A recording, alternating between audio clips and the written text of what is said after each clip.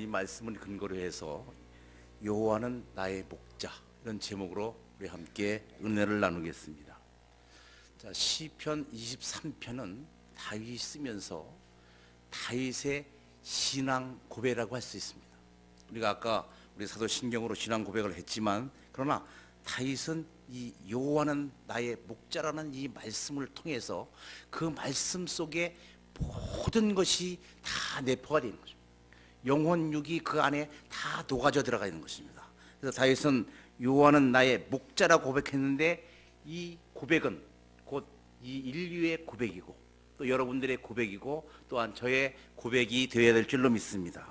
우리는 하나님과 함께 있기 때문에 항상 어렵고 힘든 일이 있다 할때라도, 또 가정에, 또 사업장에, 직장에서 여러 가지 어려운 일이 있다 할지라도 여호와는 나의 목자시기 때문에 그분을 믿고 그분과 함께 있으면 모든 문제는 사라지는 역사가 있게 될 줄로 믿습니다. 자, 그러면 다윗의 고백한 목자 되시는 하나님은 과연 어떤 분이냐, 어떤 분이길래 우리 다윗이 이렇게 신앙 고백처럼, 또한 우리도 여호와는 나의 목자라는 말씀을 통해서 항상 우리가 은혜를 받고 또 그 말씀에 위로를 받고 살 수 있느냐, 그에 대해서 우리 잠시 말씀을 나누겠습니다. 첫째로, 부족함이 없게 하는 목사, 부족함이 없게 하는 목자.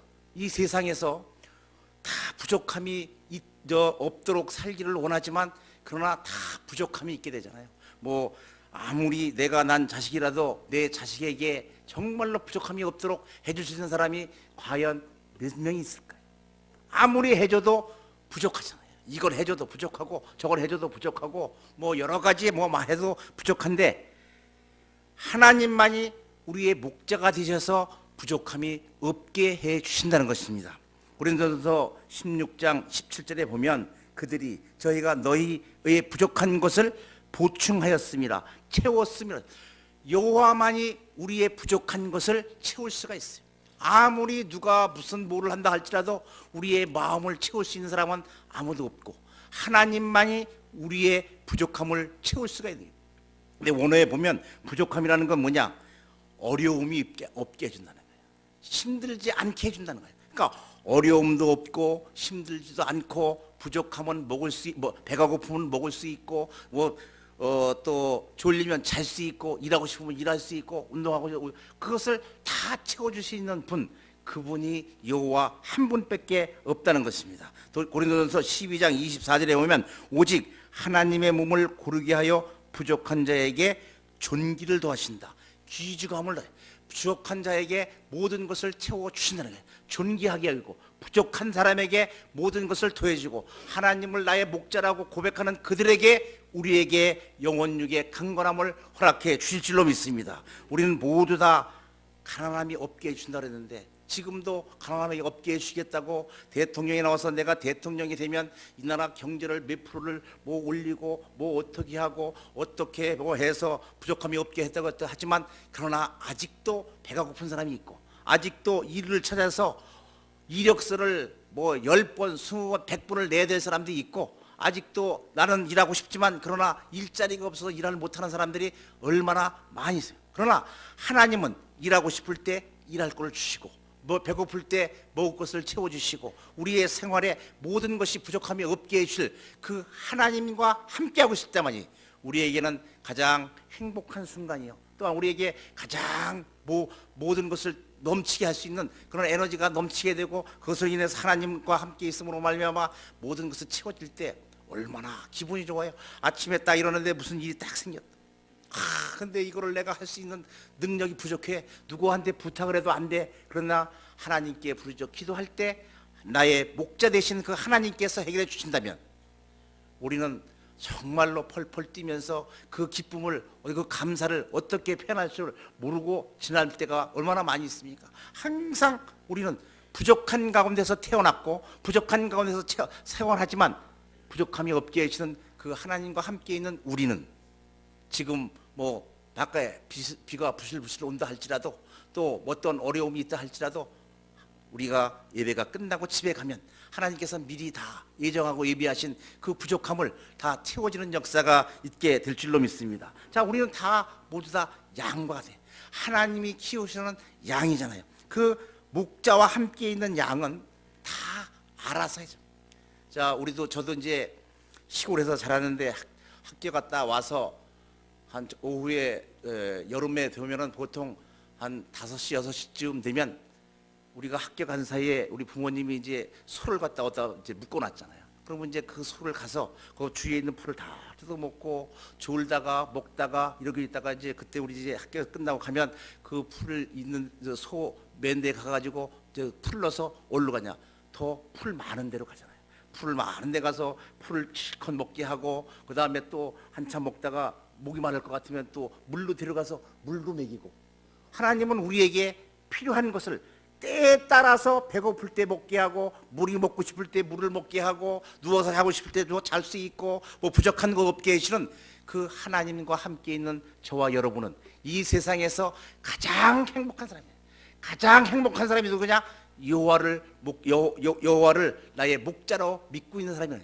저도 이렇게 우리 최호영 목사님은 키가 적지만 적은 편이 아니잖아요. 덩치도 크잖아요. 그런데도 불구하고 저도 큰 어려움이 있었어요.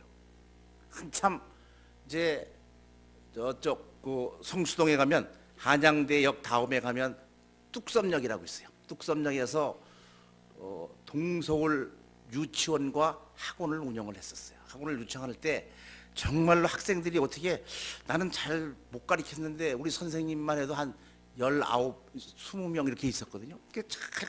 학생들이 한 600명, 700명씩 모여드는 거예요. 쫙 모여들으니까 뭐가 부족함이 있겠어요. 그냥 이건 애들이 수강료를 갖다 주면 집사람한테 몰래 이렇게 내가 빼서 다른 데 써도 모를 정도로 많이 들어오는 거예요. 그 다음에 바로 그 뚝섬역 반대쪽에 가면 경동초등학교라고 있는데 그때 당시에는 이제 상업은행이라고 있었거든요. 상업은행인데 그 뚝섬 지점이 아니라 뚝섬 지점이 되기 전에 뭐가 있냐면 출장소라고 있었어요. 그래서 거기서 이제 돈을 많이 유치하고 뭐 이렇게 되면 나중에 이제 지점으로 승격을 되는데 거기 그 지점의 출장소 소장이 저녁이면 우리 학원으로 옵니다. 학원에 와서 하루 종일 수강료 들어온 거 얼마가 이제 우리 직원이 다 해서 주면 이제 갖다 주고 또 아침이면 또 전화합니다. 원장님 혹시 오늘 무슨 어디 가실 데가 없습니까? 또 어디 무슨 돈 쓸 데가 없어요. 그러니까 나는 은행에를 갈 필요가 없어요. 은행에서 알아서 입금시켜 와 주고 은행에서 나 오늘 어디 돈이 무슨 뭐가 어떻게 필요하니까 돈 좀 가져오죠. 그러면 지네들이 돈 가요. 은행에 돈이 많으니까 은행에 가지 않고 그렇게 되더라고요. 그러니까 그것을 그렇게 하다가 어느 날 한 몇 년 동안 그렇게 참 좋게 하다가 어느 날 낮에 방학 때 졸려서 낮잠을 한 1시간 한 4, 50분 정도 잤어요. 자고 일어났는데 일어날 수가 없어요. 내 몸을 내가 어떻게 할 수가 없는 거예요. 그러고 보니까 그래가지고 아무리 나는 말을 크게 한다고 했지만 말이 안 나가는 거예요. 그래서 이상한데 내가 오늘 일어날 수도 없고 말을 나는 분명히 하는데 상대는 못 알아듣는 거예요. 그래서 왜 그런가 하고 누워서 아무리 물을 뒤척이려 해도 어떻게 할 수가 없는데 이제 애들이 이제 와가지고 내가 아무리 뭐라고 악을 쓰는 것 같은데 애들은 못 알아듣고 그러니까 그때서야 이제 병원을 불러서 이제 갔더니 어떻게 했냐 오른쪽 다리와 오른쪽 이쪽에 뭐가 그 마비가 되기 시작해요. 풍이 드는 거예요. 야 이렇게 좋은 세상에서 살다가 이제 마음대로 움직일 수도 없고 마음대로 먹을 수도 없고 어디 다닐 수도 없고 저는 초등학교 5학년 때부터 운동을 했잖아요. 그냥 맨날 뛰고 놀고 뭐 항상 공부하는 것보다는 운동하는 게 더 재밌었으니까 그러고 있다가 마음대로 뛰지 못하죠. 걷지 못하죠. 그러니까 이제 경희대학교 한방병원에 입원을 했어. 입원을 했는데도 차도가 안 돼. 일주일마다 병원비는 나오고 차도는 안 나오고 그래서 이제 전도사님이 하루는 신방 오셔서 집사님 하나님의 뜻이 다른 데 있는 것 같습니다. 그러니 집사님이 신학 공부를 하셔야 되겠습니다. 그때가 38살, 9살 때 그 얘기를 하시는 거예요. 그래서 이걸 어떻게 하나님이 고쳐야 될 텐데 어떻게 고쳐져서 거기를 안 가고 어떻게 또 다시 학원에서 하고 있어야 될 텐데 하고 있는데도 할 방법이 없어요. 근데 제가 이제 그 노태우 대통령이 이제 보안사령관 할 때 그 비서실 그 밑에서 있었기 때문에 근데 그 당시는 노태우가 대통령이었어요. 그러니까 이 양반이 중국에다 연락을 해서 가장 뭐 침을 잘 놓는 사람, 그 풍을 잘 고치는 사람, 뭐 좋다는 약 다 먹어도 아무 진전이 없어요. 아무것도 되지 않는 거예요. 그래서 그렇다고 그래서 어떻게 나갈 수도 없고 그래서 도저히 안 되겠다. 그래서 나중에 이제 그 전도사님이 또 그 전도사님은 계속 하루에 한 번씩 와서 예배를 드려주시고 기도해 주시고 그래요. 그래서 안 되겠다. 그래서 이제 신학교를 가야 되겠다. 그래도 이제 신학교를 이제 40살이 돼서 1900에 갔습니다. 가가지고서 가는데 다른 사람들은 이제 뭐 신학교 뭐 일찍 온 사람도 있지만 늦게 온 사람고 나이 먹은 사람이 많은데 다 혼자 왔는데 저만 집사람하고 둘이 갔어요. 왜? 내가 걸을 수가 없으니까 차가 있어도 운전을 할 수가 오른쪽 다리하고 오른쪽 팔이 없으니까 이제 택시를 타고 거기서 계단에서 올라갈 때도 옆에서 부축해 갖고 수 있고 내려올 수도 있고 그리고서 나서 이제 그 바울 성전에서 입학시킬 3월 달인가 입학시킬 끝나고 그 다음에 이제 지금 제2 선교센터 9층인가 10층에 와서 거기서 이제 또 학교에서 이제 알려주는 거 다 듣고 그리고서 이제 쩔뚝쩔뚝하면서 집에 부침 뭐 집사람 부침을 받고 나왔어요. 나왔는데 그 우리 지금은 이제 SBS 방송이 목동인가 어디로 갔죠? 근데 그 방송국 거기 있을 때거든요. 그리고 그 안에는 지금 공원이 아니라 그 전부 다 그 자전거 타고 놀 수 있는 아주 넓은데 아스팔트 있어요. 그래서 거기 그리고서 끝나고서 이제 다시 이제 저 쌍둥이 빌딩 있는 데서 이제 버스를 타려고 오려고 그래서 SBS 방송국 그 앞에서 지나가 오기 시작하는데 그때부터 이상하게 팔에 힘이 줘지기 시작. 팔을 할 수인데 다리에 힘이 들어오기 시작하고 팔에 힘이 가서 내가 슬슬 이렇게 뛰어보니까 나 혼자서 갈 수가 있는. 한 2년 반 동안을 병원에 누워 있다가 거기 가니까 그래서 그 큰 여의도 그 광장을 제가 10바퀴를 뛰고서 그래서 집에 온 거예요. 그래서 하나님과 함께 미리 했다면 아프지도 않았고 돈도 다 없애지 않았고 아멘. 그러니까 하나님이 나의 목자라는 걸 믿고서 다녔지만 사실은 건성으로 다닌 거잖아요. 몇 년 동안 건성으로. 그러니까 미리 했다면 지금도 아마 여기 이 자리에 서 있지 않고 아마 학원을 하고 있었을지도 몰랐고 또 돈도 많이 벌었을지도 모르는데 다 놓고 나중에 이제 그때 당시에 94년도에 그 학원 권리금만 얼마를 받았냐면 1억 5천을 받았어요. 그 당시에. 근데 1억 5천 받아가지고 다 뭐 경희대 한방병원에 다 갖다 줬지만 그렇게 많이 큰 게 받았어요. 그러니까 미리 알았다면 하나님의 나의 목자라는 것을 알았다면 내가 이렇게 어렵고 힘들게 고생하지 않고 지금도 뭐 같은 또래나 아니면 나보다 뭐 어린 사람하고 같이 뛰어도 저는 하나도 뒤지지 않아요. 누가 나보다 한 두세 살 적은 어느 우리 지방의 목사님이 날 보고 팔씨름을 한번 해보자고 그러더라고요. 그래서 한번 해보자고 그랬더니 팔씨름 하지도 않았어요. 딱 잡는 순간 그걸 안 한다고 도망가더라고요. 안 한다고 우리 지방에 저 회개하는 그 박일민 목사님이라고 있는데 그 사람은 이제 한참 어리거든요. 그래서 딱 잡고 팔씨름 하자고 잡고서 그냥 도망가. 야 졌다고 안 하더라고. 그러니까 그렇게 건강했었는데 하나님과 함께하지 않으니까 말은 하나님과 함께했지만 나의 온 몸이 나의 온 영혼이 함께하지 않고 나의 목자로 삼지 않으니까 그렇게 어려움이 오게 되는 것입니다. 그러므로 우리는 부족함이 없게 하시는 그 하나님 나의 목자로 믿고 잘 섬기고 있으면 하나님께서 우리에게 부족한 것 없이 채워지는 역사가 있게 될 줄로 믿습니다. 두 번째로는 나의 여호와는 나의 목자신 그분은 어떠냐? 인도하여 주신다. 좋은 길로 인도해 주신다는 것입니다. 세상에 길이 한 길만 있는 것이 아니잖아요. 여기서 조금만 각도를 삐뚤어 나가면 뭐 빠지는 길도 있고 좋은 길도 있고 여러 이상한 여러 가지 길이 있는데 하나님은 항상 좋은 길로 인도하시는 거예요. 왜?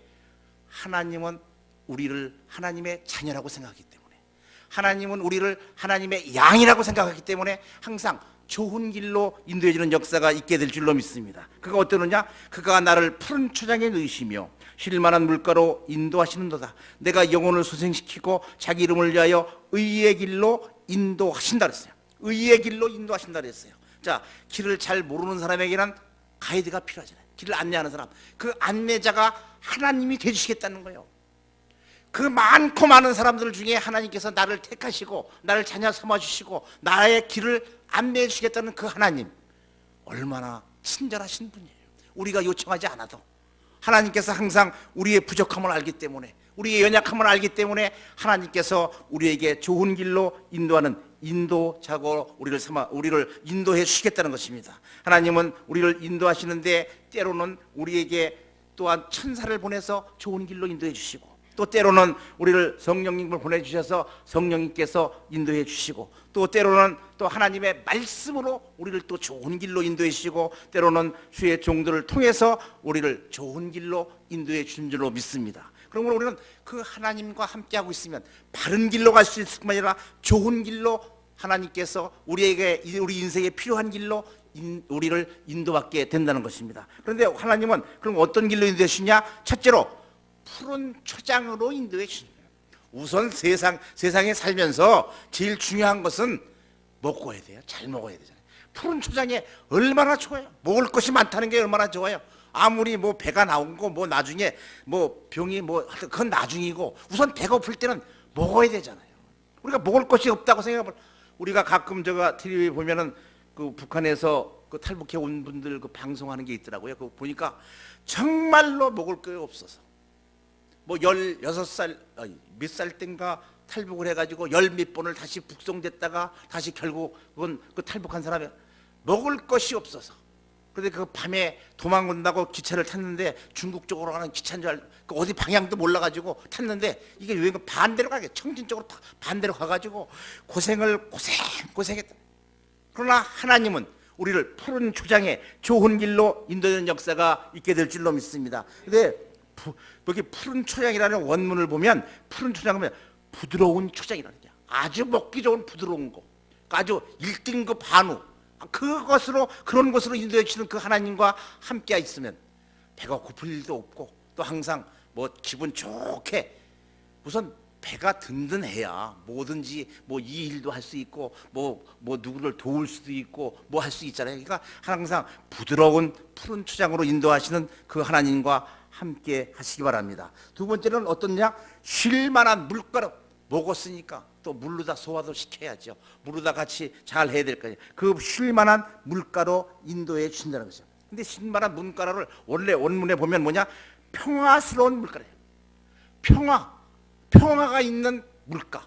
지금 우리가 지금 이제 평화를 돼가지고 어떻게 김정은 그 위원장이 잘 생각을 바꿔서 우리 문재인 대통령과 잘 돼서 우리나라의 평화가 깃들면 얼마나 좋겠어요. 그러면 그 북한에 있는 그 지하 자원과 남한의 기술이 합쳐져 가지고 아마 전 세계의 경제를 뒤흔들 수 있는 그러한 힘도 하나님께서 허락해 주실 줄로 믿습니다. 그러니까 우리는 그 하나님만 믿고 있으면, 하나님께 기도했더니 김일성이의 마음을 돌려달라고 우리가 기도했는데 그것이 안 됐어요. 김정은의 마음을 돌려달라고 안 됐지만, 그러나 김정은의 마음을 돌려주셔서 이제 평화의 집에서 같이 정상회담도 하고 좋은 것으로 어떻게 할 수 있는 방법을 서로가 지금 맞대서 얘기하고 있으니까 아마 좋은 일이 있지 않을까. 우리에게도 꿈이 있고 우리에게도 희망이 있다는, 왜? 그동안 우리 선조들이, 우리 먼저 선배들이 기도했기 때문에 이루어진 일로 믿습니다. 그러므로 우리는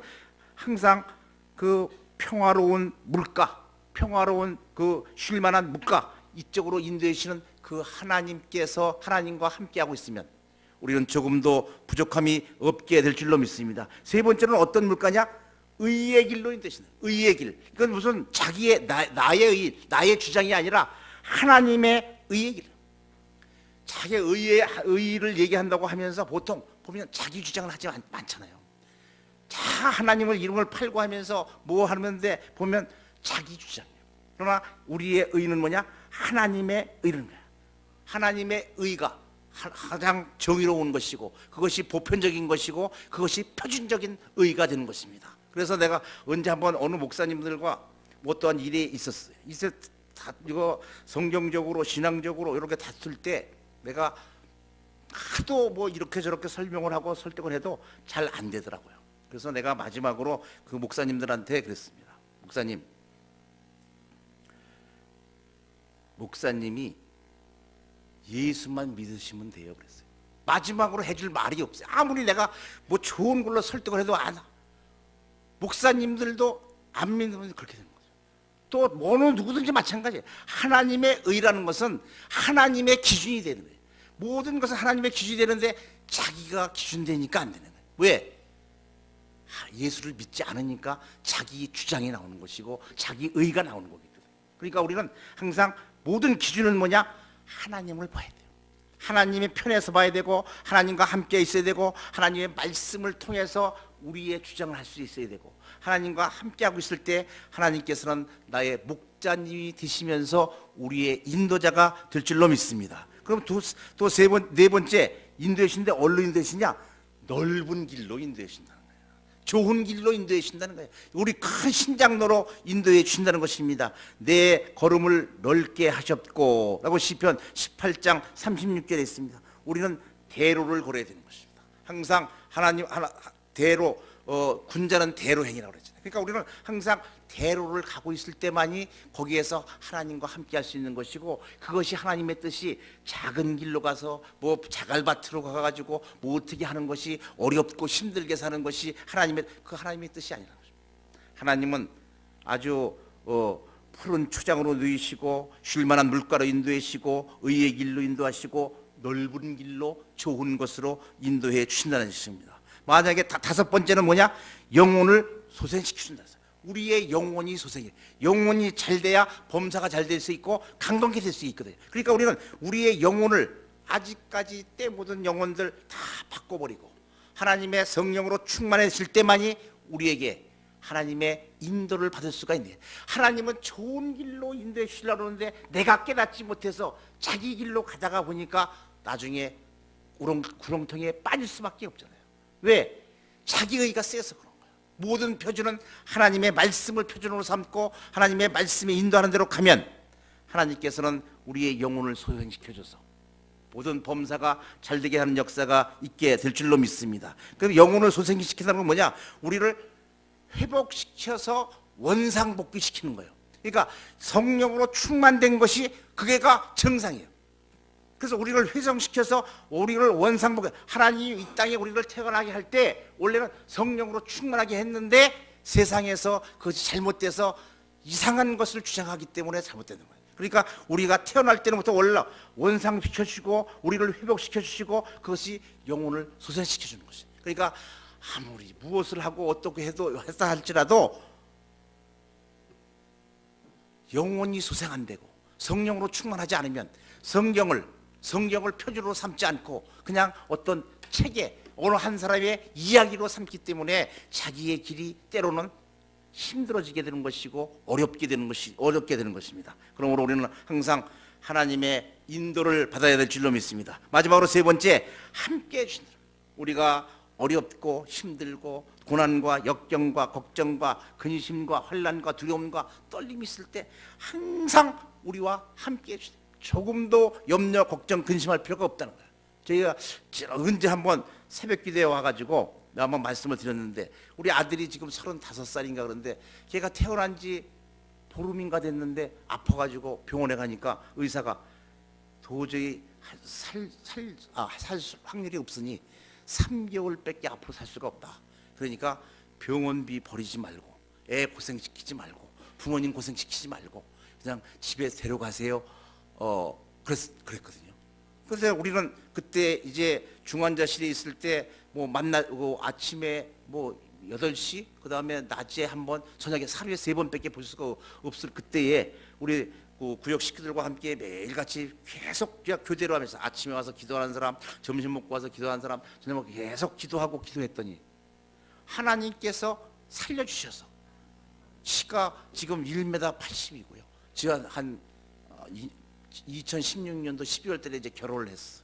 그래서 지금 또 요새는 또 이제 며느리 된 애가 이제 버거킹에서 근무를 했는데 거기서 이제 뭐 잘했는지 어쩌지 해가지고 지금은 이제 부지점장으로 나가는 지금 교육을 고대에서 지금 받고 있어요. 그러니까 의사가 세상 사람들은 안 된다고 했지만 하나님은 함께 해주심으로 말미암아 그 생명을 살렸고 지금은 아주 순복음 강남교회에서 지금 일을 하고 있는데 열심을 다해서 일을 잘하고 있었습니다. 만약에 그 의사를 믿고 그렇다, 돈도 많이 들어갈 것이고 고생하고 뭐 이렇게 해가지고 만약에 포기했다면 어떻게 되겠어요? 그러니까 모든 것은 뭐냐?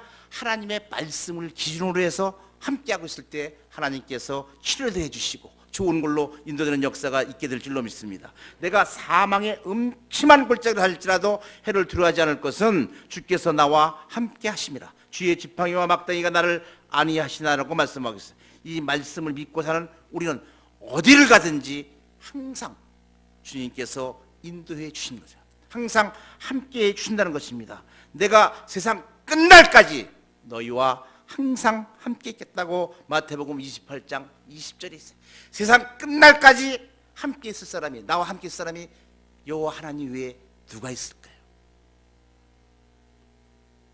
하나님만이 나와 함께하고 있는 거죠. 하나님만이 우리와 세상 끝날까지 함께 있는 것입니다. 하나님께서 모세의 후계자 여호수아에게도 제일 먼저 첫 번째로 약속한 말씀은 내가 모세와 함께 있었던 같이 너와 함께 있을 것이었어요.